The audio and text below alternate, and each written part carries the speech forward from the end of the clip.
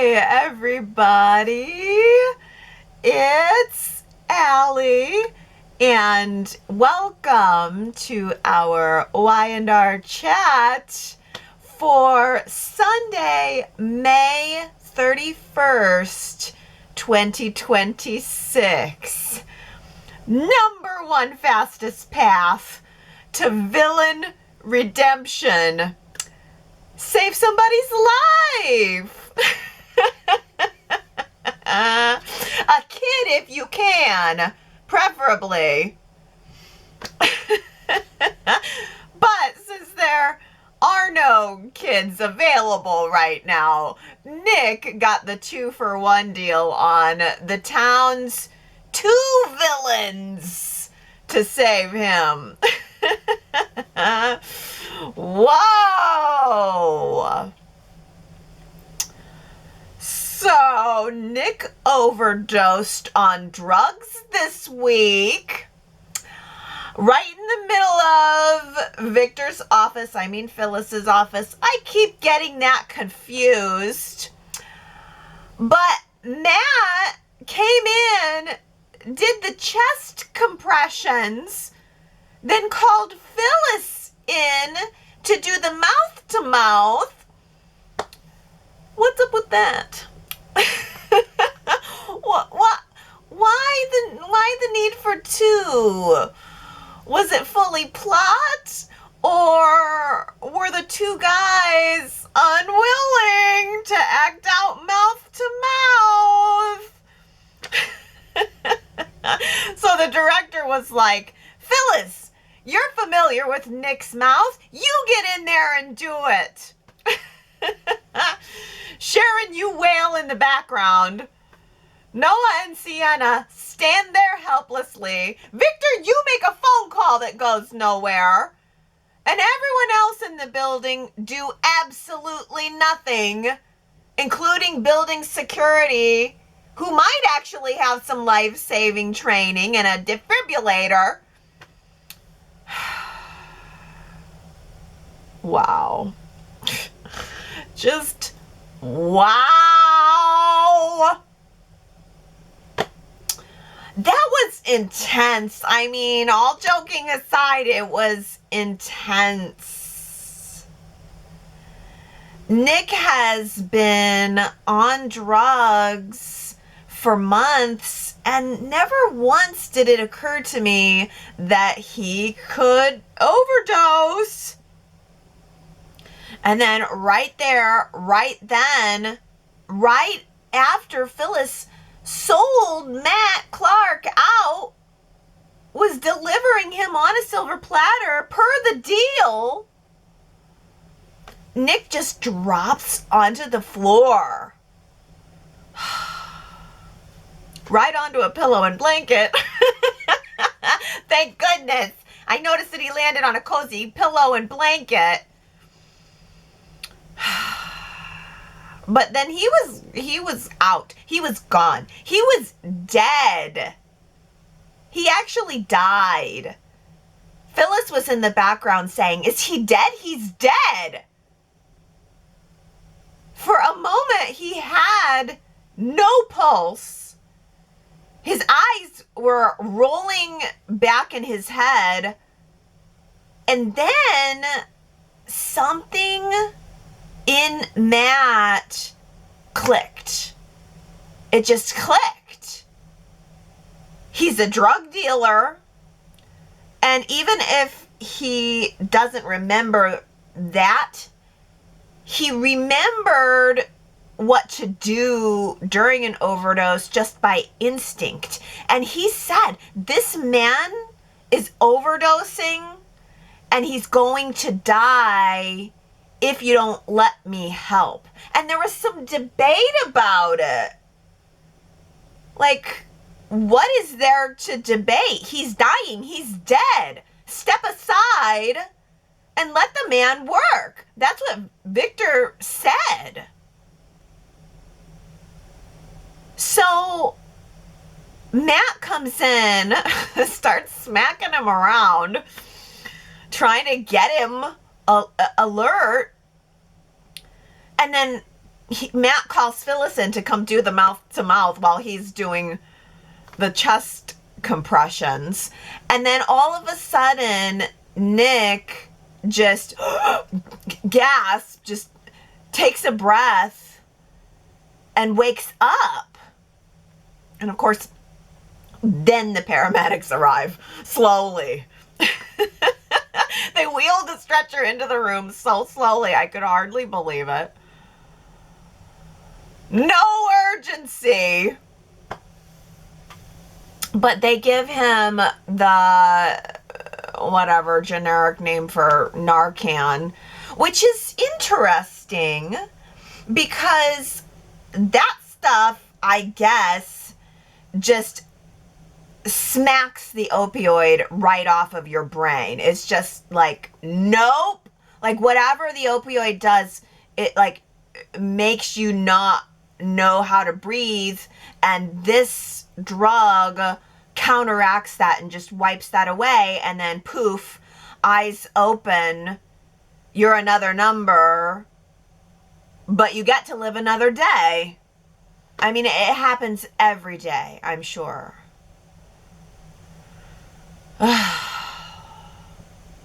Nick should just be grateful to be alive. But of course, Victor immediately had Matt taken to the boxing room for the second time. I thought, oh great, are we going to use him as the Newman private punching bag again? So much for gratitude. Phyllis gets thanked and Matt gets hauled away. But then as soon as Nick gets out of the hospital, which was like the next day, he was allowed to be in the room alone with Matt and almost started beating up on him while Victor and Adam just hung out and played chess. So weird. But it's clear that the tides are changing.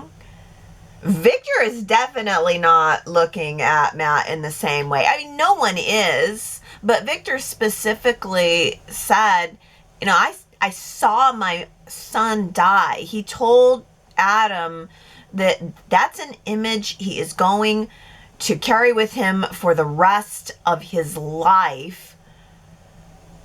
But while he saw his son die, he also saw Matt bring him back. And I think that's enough to change the perspective a little bit from everyone. Nikki is totally beside herself because while Nick was overdosing, in the act of overdosing, Nikki was having a dream about it, a nightmare, a premonition. She fell asleep in her beautiful white suit, in her big, beautiful white bed, and she dreamed that Victor and Victoria were telling her that Nick had died. That they were telling her that the thing that was happening turned out for the worse. She knew it. Nikki just knew it somehow. She could feel it. And now that it's turned out for the better, she is grateful. I mean, for the most part, everyone is grateful. Sharon's grateful. Noah's grateful. Sienna's grateful. Adam's sort of grateful. But Nick is the most conflicted because the man who got him hooked on drugs just saved his life from drugs. And at this point, I don't know what he's going to do because Nick has practically built a whole identity around eliminating Matt Clark. It has been his single focus, his single drive for months and months now. And suddenly he has the chance to do what he's been wanting to do. And in the boxing room, alone with Matt, he almost does. He winds up his fist and he gets within inches of him and he can't do it. He just can't go through with it. Suddenly something has changed. What is justice? If Matt can't even remember his crimes, is it justice to give him what, you know, my version of justice that I was going to go through with before? It's now there's uncertainty, now there's conflict, now there's moral conflict about it. And I don't know what Nick is going to do ultimately, because he's got all this mental energy that is usually pointed at Matt, and if he doesn't have that, what's he gonna do? More drugs? Or maybe he will get actual treatment this time. Jack has again offered to be Nick's sponsor, and I think that could make for some really good scenes. Jack had a scene with Victoria this week, and Kyle, by the way. Victoria and Kyle are still arguing, still circling each other, still giving me future lover vibes. And it's interesting how Jack is totally in on the Newman family. He's in for everyone except Victor. He supports Nikki and Victoria and Nick, and yet he has this secret looming over him, knowing that he told Nikki a little bit of a lie, a little bit of a half-truth, a little bit of an untruth. So he's got that guilt hanging there too. And I don't know what's going to happen to Nikki in all of this, because Nikki is more and more seeming pushed to her edge, as evidenced by that dream. And of course, now she is having these mystery headaches. And she mentioned that migraines are often a symptom or a side effect of her MS, but she's already on medication for MS. So next week in the previews, Victoria is asking, could it be something else? I don't know. I don't know if Y&R is going to give her some other disease on top of everything else, or if it's just stress, just anguish, and this anguish that she seems to always be in now will push her to find relief at the bottom of a vodka bottle, the way she often does. That almost kiss between Phyllis and Matt, he came all the way back. Seemed like he'd left Genoa City, and he came all the way back because Phyllis called him and told him that she had feelings for him. And he was like Sally Fields in that moment. You like me? You really like me? It was pathetic. Because she was playing him. We know that. She was trying to get him to stay because she had already sold him out. She was waiting for Victor and Nick to come collect him. And there was this moment where she was tested because he went in for the kiss and she's needing to sell this, and they were both standing there inches from each other's faces, seeming like it was gonna happen, and then it didn't happen, which I'm disappointed about, but it also kind of winds up the tension for later, because I could see them as a couple. Before, it seemed like Phyllis really liked him, you know, before she found out that he was Matt Clark. It seemed like she really liked him, and even since then, Phyllis has shown a lot of remorse, I think, and flickers about, you know, what she was needing to do. I just think that for Phyllis, it's you or me. And if that's the question, she picks me. That's a given. I think Phyllis felt cornered to where she was fighting for her life, her career, everything. And if she had to choose between Matt or herself, she's going to choose herself. And I mean, essentially what she did by turning Matt in was to save herself, which doesn't mean that she doesn't like Matt, doesn't mean that she doesn't care about Matt, and doesn't mean that she's heartless about it all. Patty Williams is obsessive. I don't know if you know that or have picked up on that about her character, but she's a bit of a stalker. The way that she talks to Matt and about Matt is alarming. He gave her the tiniest little bit of attention, and she turns it into an obsession.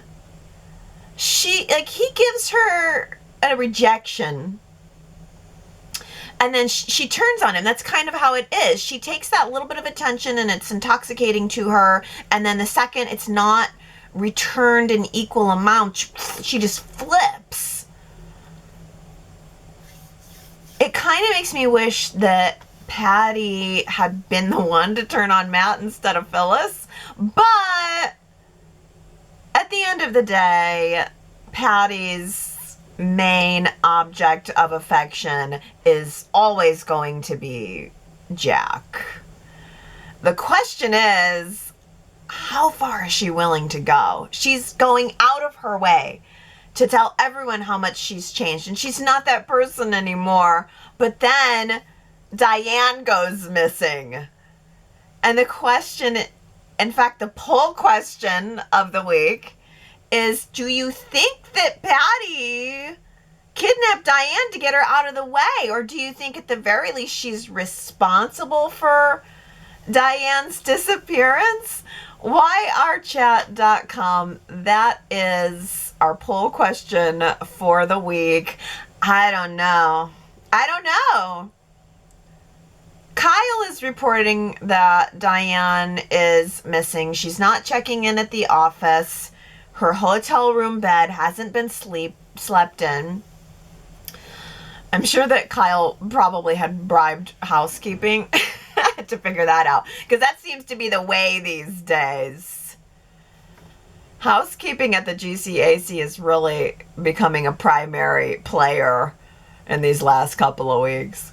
And I don't know, there's a part of me that thinks Patty is just a red herring, that she didn't do anything, and maybe YNR just wants us to think that. Because the last time we saw Diane, she had that nightmare, and I think it's very possible that she just went away to do some thinking. But on the other hand, Diane was seeming like she was ready to give Jack a chance. So why would she disappear right when she was ready to make that happen? I am so glad that we are finally getting the Lily and Kane reunion, because Billy Flynn was cast as Kane a year ago, and from the beginning it was very clear that this is where we were headed. Who did he reveal himself to first? Lily. In the hedge maze. Not Aristotle Dumas, Kane Ashby, your ex-husband, who you will always be in love with and always return to ultimately. I mean, thinking back on it, Y&R even killed off Damien, Lily's boyfriend at the time. So it was clear. Damien out, Kane in. Lane reunion in progress. Please stay tuned. And then Crystal Khalil got pregnant, and we took this side jaunt with Lily's intense anger over Kane's actions, and then the hookup that Kane had with Phyllis, and now here we are. It feels full circle. It feels time. It feels overdue. This week, Kane set up a romantic train dinner with champagne and roses and lots of witty banter. No socks in those loafers, y'all. Just saying. But then we sealed it with a kiss. And not just one kiss. It was many kisses. It was multiple kisses stacked on top of each other. And surely there will be more coming. Lily and Kane will always find a way back to each other. And what did it cost us to get here? Just a few stem cells. Claire, did you just go rooting through Holden's suitcase like it was nothing? And then Holden, did you just walk into the room, see her doing it, and act like it was nothing?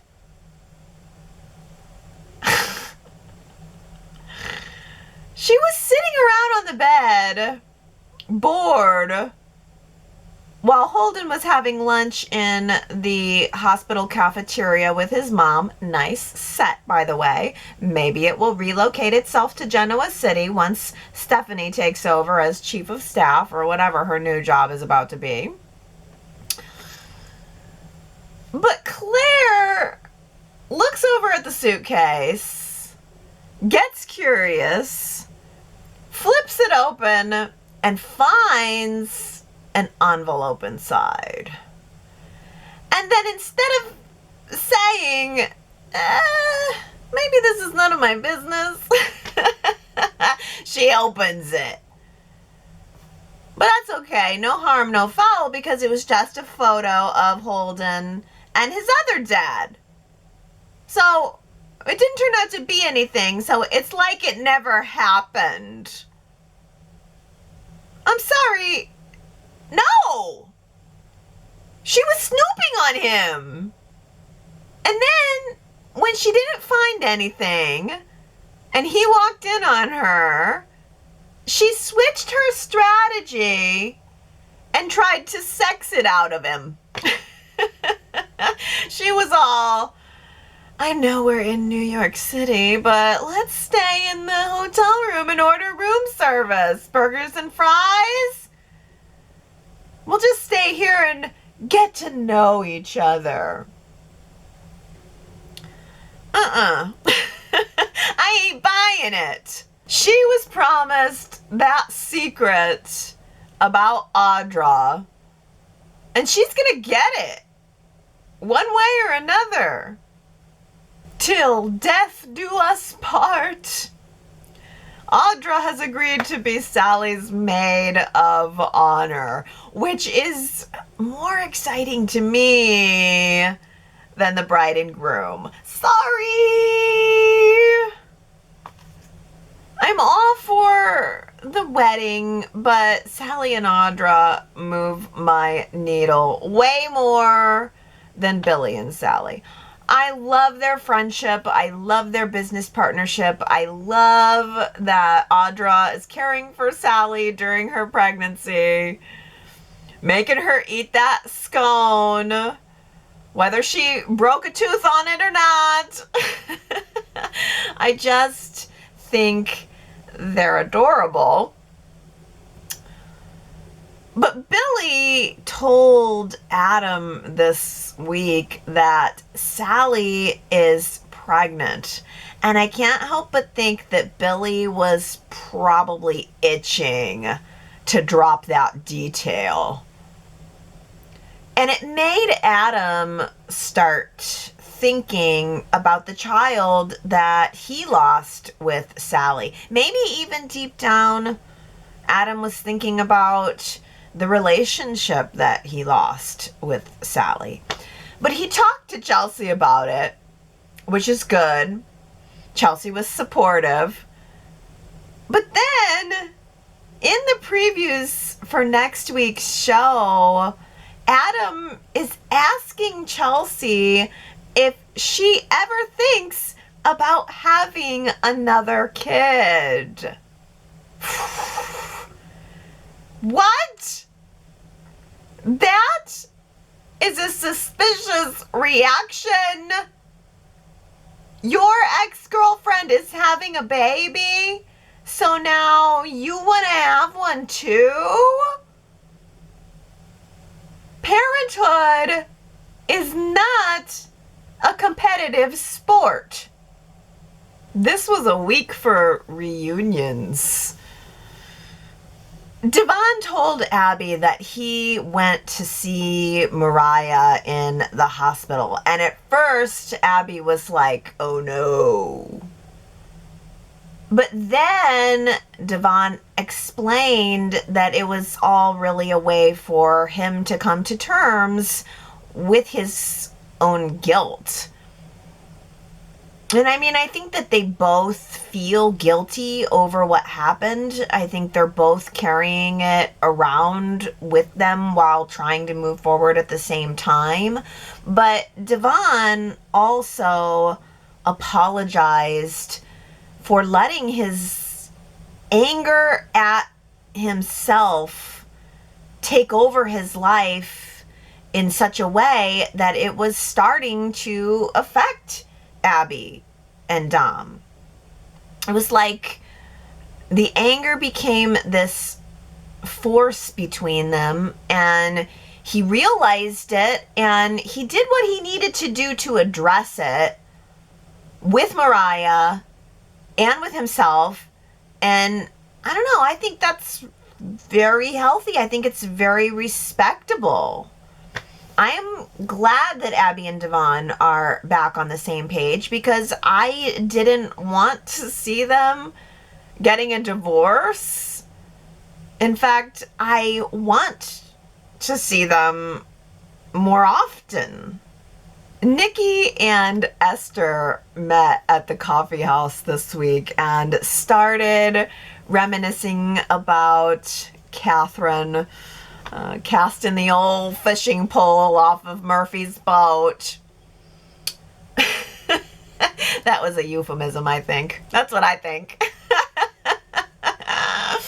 I loved Katherine and Murphy. I know not everyone was as passionate about them as I was, but I think part of the reason is that Murphy's persona was such a stark contrast to Katherine's.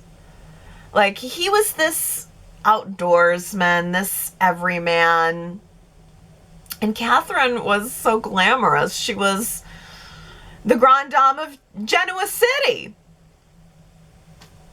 And on that note, 40 years ago, Katherine Chancellor had a facelift on The Young and the Restless, if you can even believe it. And it wasn't just makeup and acting. Gene Cooper really had the surgery, and Bill Bell really put it on the air. March 28th, 1984, Gene Cooper saw the results of her facelift while it was being filmed for national television. That's crazy. It's just crazy. And this was way before reality TV, way before there were whole shows about plastic surgery. It was groundbreaking. And it got me thinking about beauty maintenance of our Y&R stars, because so many of our lovely ladies on the show just kind of look quietly amazing, but you never see the work. They never talk about how they achieve it. Gene Cooper, Katherine Chancellor, let us see not only the work, but the vulnerability behind it too. Because Katherine's struggle with aging goes right back to the beginning, right back to her marriage with Philip crumbling and him falling in love with a younger woman. And I have to thank Gary, who has done a lot to help me fill in the emotional blanks on that early period. Because, you know, little Allie hadn't discovered Y&R yet at that time. And I also have to thank Diana, who hipped me to the fact that John Abbott had a story after Katherine's where he got some work done too. So even back in the 80s, Y&R was addressing beauty maintenance in both men and women, both. And you know, just this show is pretty remarkable, you guys. In case anyone has forgotten. And I think doing these retro recaps has really helped me connect with that. So if you would like to watch the full Katherine facelift story and take a look at it from a modern perspective and really sink into how groundbreaking it was, you can find that at yrchat.com or just search it out on YouTube. Katherine Chancellor's facelift retro recap. I think this is my best one yet. I have never met a challenge that I didn't relish and embrace. I love that quote. I have never met a challenge that I didn't relish and embrace. What a good attitude. Who said it? If you want to know, you should go to yrchat.com to find out. Let's read some comments from you, starting with Connie, who says, as a member of a Gold Star family, I want to praise and thank Days of Our Lives for acknowledging the holiday with a current storyline involving a wounded soldier, a pub owner setting up a missing man table, and a tribute to our fallen heroes at the end of the episode. Y&R has classic episodes that feature veterans like Chance or Sully, episodes where Newman and Chancellor businesses provide job opportunities for veterans, the clinic that helped homeless veterans. I'd love to see one of these classic episodes aired on Memorial Day as a tribute to our fallen heroes. Oh, wow, Connie. So was that episode of Days of Our Lives new, or was it a flashback episode? Because I know some of the soaps aired new episodes and Y&R didn't. We got a carnival. How relevant is that? We got half an episode of Carnival, honestly. That was sort of disappointing to me because I was like, ooh, yes, I remember this carnival. It was so awesome. But it was only in the second half of the episode. The whole first part of the episode was very ordinary. It was only at the end that we actually got to see that beautiful set. And, you know, it's like Y&R doesn't really do anything with old footage. They should have, if they had to do the carnival episode for Memorial Day, it would have been nice if they could have edited it together so that we could have seen more carnival. Yeah, it was definitely a little bit, it wasn't very Memorial Day-y. It was actually a 4th of July episode. And if, you know, I don't need every classic episode to necessarily be related to the holiday, but I do like your idea, Connie, that maybe they could decorate a table or just do a little decorating. I think we lost holidays around the time of COVID. I think Y&R had 4 to 6 weeks of shows in the can that probably went right along with holidays. And then when COVID happened, I think that messed them up because they were preempted. And now they've got all these shows in the can that are related to holidays that are passing by. I just feel like that's the moment where holidays stopped getting really featured. I mean, frankly, it's still winter on the show. We have not made our way even into spring. And it's now, if like, summer's right around the corner. I don't know if you guys noticed this, but everybody's outfits are still very wintry. They're just, you know, I mean, we've gone outside to the Chancellor Park Cafe, which is great, but there's definitely still a sense of the show not being quite coordinated with the seasons, not quite coordinated with the holidays. But Victoria says, yeah, Summer and Theo Vanderway back on my screen. Hope this is a casting hint that these two characters are on their way back to Y&R. In 2019, Summer toyed with Theo's affection while she was getting over her heartbreak from Kyle. Hope they come back as a new couple to unnerve Kyle.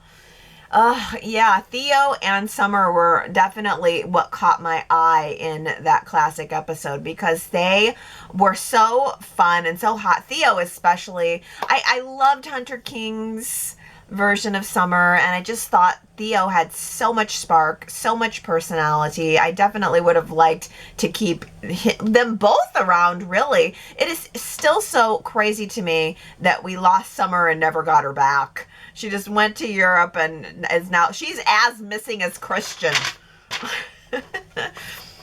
Diana says, I feel deep down that Adam still harbors this contentment for Billy because he's jealous of what Chelsea and Billy once had and maybe still share. Yeah, I mean, that's absolutely possible that Adam's still kind of jealous because Chelsea constantly defends Billy. Billy's always a point of contention between them. So yeah, I'm sure that Adam does have some jealousy. And I think Billy has some jealousy toward Adam too. Russell says Billy was heartless telling Adam about the baby that he's having with Sally. He loved throwing it in Adam's face. Sally and Adam went through so much when they lost their daughter. Letting Sally tell Adam, as Billy even mentioned, would have been the kinder approach. But hey, we aren't here for that. Yeah. Why did Billy have to be the one? Why did he have to tell him? Even if he sat down at the bar next to him and thought, oh, this could be an opportunity, why did he have to be the one? It really would have been much more appropriate for him to let Sally do it. But as Russell says, we're not here for that. Russell also says, sorry, I gotta mention this. Adam thinks about his little girl Ava every day with Sally's red hair. That red is the farthest thing from natural. Amen, Russell, really. I did not catch that, but the fact that you're saying it is hilarious. Yeah, he thinks about his little baby girl having that bottle purple red dye job. You're right, that's funny. No way that's natural. In fact, I think I've seen some photos of Courtney Hope. Her hair is just kind of closer to, light brown, the way mine is or used to be. Oh, Connie says even Courtney Hope's acting skills couldn't hide how hard it was to take a bite of that scone. I hope the prop department can repurpose it as a paperweight or a rock. She did have to do some work to get through the scone. Gary says, Billy and Sally are going to agonize over every little pain Sally feels to create many scenes in a day. I see the tedious, boring handwriting on the wall. Yeah, I think that is exactly why Y&R is bringing Adam up and bringing Adam into the story or a story tangentially, because without Adam, the Billy and Sally story is going to be 9 months of fussing over her and fighting over his involvement in the AI thing. And it's going to be 9 months of same. Victoria says, where is Diane? Patty tells Jack with Diane out of the way, he doesn't have to ignore his feelings. Oops, did Patty slip up and implicate herself? Kyle wants to search all the cat-themed haunts. Well, Jack had better go on the prowl soon. Yeah, here's something. I thought Kyle was going to be taking the lead on this. I seem to remember Kyle saying, hey, Dad, why don't you let me take the lead and deal with Patty? And I thought that was going to be kind of an exciting twist. And then it didn't end up happening. The other thing is, I thought that Diane left Jack a voicemail before she disappeared, before she had the nightmare. Before she went into the nightmare, she called Jack and left a voicemail on his cell phone. Maybe she called Jeff too. I don't know, but definitely Jack. So it just sort of feels like this story was going someplace and then maybe changed. I don't know. T. Nicole says, I wonder how dangerous Patty will get. She lost out on the Matt deal with Victor to Phyllis, and Jack says he now wants nothing to do with her, and she also claims she will be Jack's wife. Yeah, that's a heck of a claim, isn't it? I don't know how she's going to go from Jack not being able to stand her to becoming Jack's wife. Quite a leap. Gary says, I want Patty Williams ridden out of town on a rail. Perhaps she will marry Jack Abbott because Y&R is finding it too difficult to write and justify he and Nikki getting together. In some ways, Jack is dense and might be manipulated in taking Patty to the altar. What is hard to envision today is easily dumped on the fans next week. I don't know. I can't see it. The only way is if it's part of some kind of larger plan in Jack's mind. Naomi says, Patty makes a great point. You know, Jack, I didn't follow you. I was already here when you came in. Jack could have turned around and got his coffee at the AC, but he chose to stay and engage in conversation. He protests too much about Patty, just like he did when Diane returned. That's true. I will give you that, Naomi. That's true. That's exactly what he did when Diane came back. But it's just, Jack at one point did have true feelings for Diane. Correct me if I'm wrong, but Jack never really had true feelings for Patty. Even back in the original Patty years, he was using her. So I can't see him changing his mind and willingly marrying her now. Russell says, looks like Nate has gotten over Victoria keeping the secret of Lily being part of her kidnapping scheme. He barely confronted her about it. I expected an explosion. Ugh, Russell. Victoria and Nate are practically non-existent. Victoria and Kyle are getting way more scenes together than those two. Robin says, someone brought up Victoria's hair, and today I was looking at it. It appears to be a more shorter layered cut, especially the top layers. Yeah, the mystery of Victoria's hair continues. Maybe that's it. Maybe it's a shorter layer on top and it's just, you know, they've teased it out and now it looks more puffy. I don't think it's a wig. Call me naive, but I just don't think it's a wig. Russell says, what about Victoria's tri-fabric, tri-textured sweater? I thought it was a little odd. And wintry. Again, it was a winter fuzz. It makes no sense for May. And Chelsea was wearing really dark, I can't remember what color it was, but I noticed that Chelsea was looking really dark. Everybody's looking dark, except for Nikki in that beautiful white suit that got very wrinkly through all of her anguish.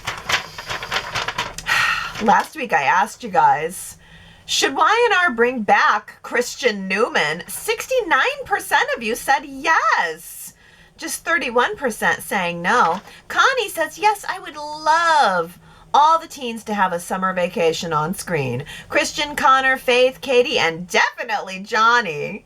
He was impressive, and I'd like to see him again. I would love to see Johnny again. He was a hoot. You know, summer used to be all about teens and teen stories, and I guess Y&R just doesn't do that anymore. The whole point was to catch teens when they were home from school on summer vacation, which is how they got me. But flash forward all of these years, the teens don't watch TV anymore. Can't even believe I just said that sentence. What is this world coming to when teens aren't watching TV anymore? Said the old lady. Tony says, I thought they should have brought Christian back when Connor was having trouble. He was told Johnny was his brother, and they could have said, by the way, you have another brother too. Then he was looking forward to Adam and Sally's baby, and then she died. They could have had Christian offered then. There's nothing for him to relate to now. I guess he could be at Dominic's preschool. So, no, not interesting. If Nick had a partner, then Chelsea and Adam could fight over him, but why? I vote no, not now. Well, I guess I was thinking now would be a good time because Nick is going through this recovery. I was thinking, you know, why not let him kind of bond with his son? At least, you know, bring the kid back on screen. He's the only one that gets mentioned and never shown. It is such a weird bubble of a puzzle, of a conundrum. Russell says, side note, Nick was popping in that shirt during his PSA. Yeah, he was good looking. I can't wait.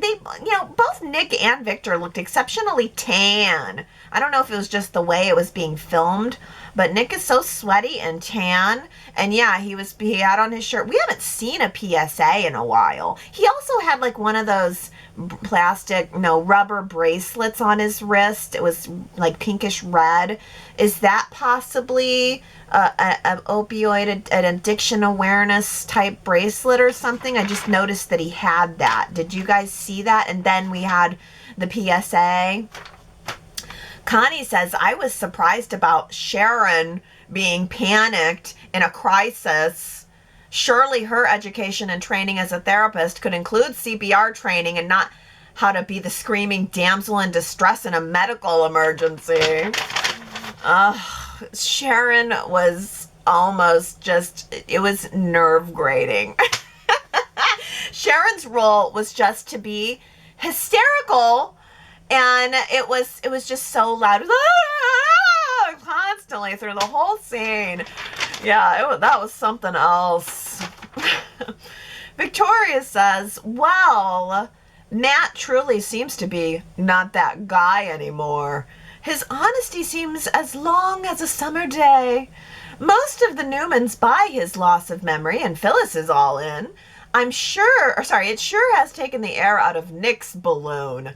Nick isn't sure what to do except act out and hurt himself. Next, Matt will be asking for ice and bandages to soothe Nick's hand trauma. Then Matt will be seen as a new guy. I'm all for this. Roger Howarth reformed the hated character of Franco, on General Hospital, and now he is well on his way to rehabilitating Matt Clark.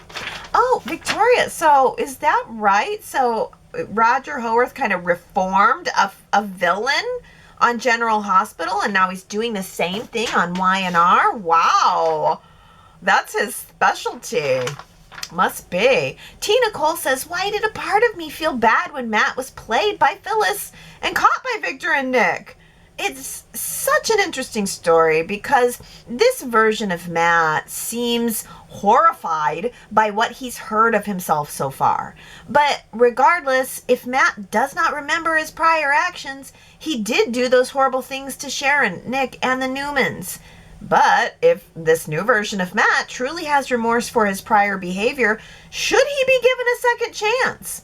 But I also think Nick and Sharon have a right to hate this man, given he raped Sharon and all the bad things he's done to them, and certain things are hard to get over and cause lifetime trauma. I love this story because if Matt has truly changed, then it really throws so many layers on how to feel about the character. Yeah, I mean, I kind of almost wonder if Matt's just going to end up with psychiatric treatment or something. I mean, ultimately, they've got to hand him over to the police. If he's wanted by the police, they're going to have to hand him over. And maybe they're just going to give him the quickie, the Mariah treatment. Maybe he lands in the mental institution right next to Mariah. Brent says, I agree. If Matt recovers his memories, does he also recover his evil streak? Or does he say, that's not who I am anymore?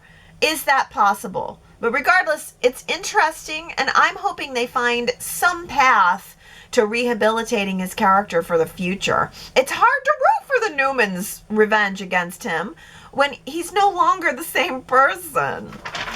Yeah, it is. It's harder to root against him when he is seeming so sincere. Robin says, I also think Phyllis will be rewarded for helping save Nick, and Phyllis will fall for Matt. But have a triangle with Sienna now also caring for Matt. Yay, Matt! Stay in GC. Well, that's interesting because Sienna definitely did seem like she wanted to get to the bottom of this.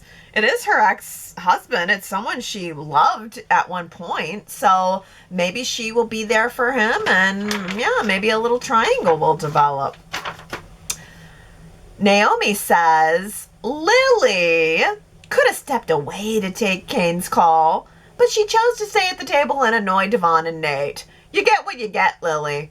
But she does have a way of lighting up the room with her lovely smile and light laughter.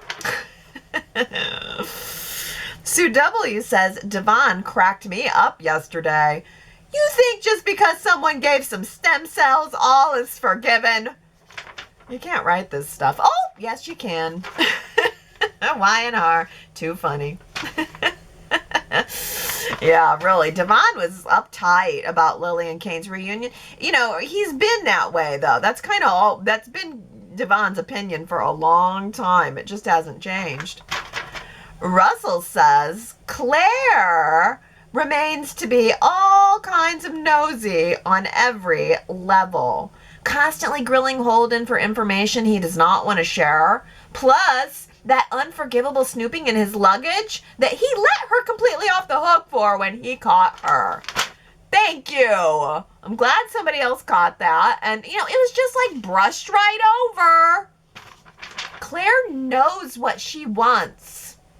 She's just, you know, Holden's going through this hard time, and she can't be aggressive about getting what she wants. She's got to be a little bit more sneaky about it. But he, at the very least, should have said something about her going through his luggage. Naomi says, I liked Stephanie and Holden's scenes today. She was so pretty in her white doctor's coat and minimal makeup. Holden was very likable as the patient, dutiful son. I'm not sure about Claire. Why must she be snooping in his suitcase? And I'm amazed how we suddenly have all these sets and extras. Different camera work also adds to the enjoyment of the show. yeah, all of a sudden it's like they know we love our sets and they are giving it to us. Sue W says, I definitely appreciate the change and new approach, but I saw no point to the strangely prominent desserts forked in the foreground of today's Stephanie Holden cafeteria scenes, and an earlier shot of Chelsea and Adam walking into the camera as they exited their scene just distracted me from the moment. Nouveau as changed up filming is, I see no point. Just give me the soapy nonsense delivered by top-notch daytime actors. That is all. Period. Dang! Sue W laid down the law there. Yeah, there's definitely something different. We had several crane shots too. We were above Nick when he was overdosing on we had like that crane shot. We had the crane shot of Victor and Adam and the chessboard. So we're getting all of these overhead shots. We're looking over stuff and under stuff and through stuff. No doubt. And I like it. I actually do like the artistic camera work. That keeps it visually different for me. It adds to the drama for me. But I lately have been finding myself distracted by all of the extras. Like Stephanie and Holden's scene in the cafeteria, it was very cool for one time to get a faraway shot that showed everybody else who was in the cafeteria. But like, I want one of those, and then I want the extras to get out of the way so that I can get all of my perfectly legal screenshots of the show to put on the website. Okay, everybody. Thank you so much for joining me for another Y&R chat. Thank you also for the happy anniversary messages. It's just crazy to me. 18 years. It doesn't even feel like it. And then sometimes it does. I have enjoyed it though, and I see no end in sight. I love Y&R. I love chatting about Y&R with you, and I thank everybody who's here with me week after week. It truly is fun. It truly is a pleasure. It feels like we're all friends. We're all good friends. If you're interested, you can go to yrchat.com and continue the conversation there. Vote in the polls, see all of the photos, check out the retro recaps. I've got several that are becoming so relevant right now. Not only the new one, Catherine's facelift, on a week where we've talked about Catherine, but the history of Lily and Kane, I think, is an interesting one. And also the infamous night when Nikki and Jack had a relapse in the hotel room at the GCAC, and Victor walked in and found them. So it's funny, the longer I do these retro recaps, the more I'm like, oh, that one's relevant right now again. Everything old is sort of new again. That's the cycle of soaps. And that's what's really special about our genre, I think. So yeah, yrchat.com if you want to get more Y&R. Restlessforest.com if you are up for a wonderful summer read in the Fauna and the Flora. I had someone mention that they took the Fauna and the Flora on vacation and came back and there's like sand in the book. So I love the idea of my book being read on the beach and then coming home with sand in the pages. What an honor. I have signed editions there at the website too. If you want to make the Fauna and the Flora your summer read with a signed edition, receive a little something in the mail from me. It's a really great story. It's a fast-paced read, I keep hearing, and that's the way I wanted it. I didn't want it to feel kind of laggy with long paragraphs and epic stuff. Like, I really tried to keep it moving. I think it's got good pacing. It's got soap opera pacing. And if you're not a reader, you can also check out the audiobook. It's available on Amazon and Audible and even iTunes, pretty much everywhere. It's a self-published work. I did it all myself and released it on the major platforms. Might release it to Hoopla somewhere around the year anniversary. We'll see about that. But for now, Audible's where the audiobook is, and the paperback is everywhere, but the signed editions are on my website, along with the extras and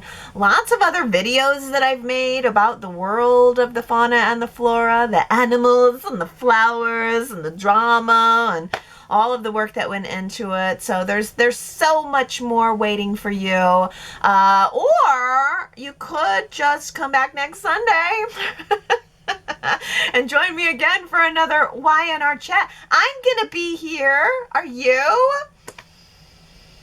Oh, I love you guys. I hope you have a wonderful week, and I will see you next time.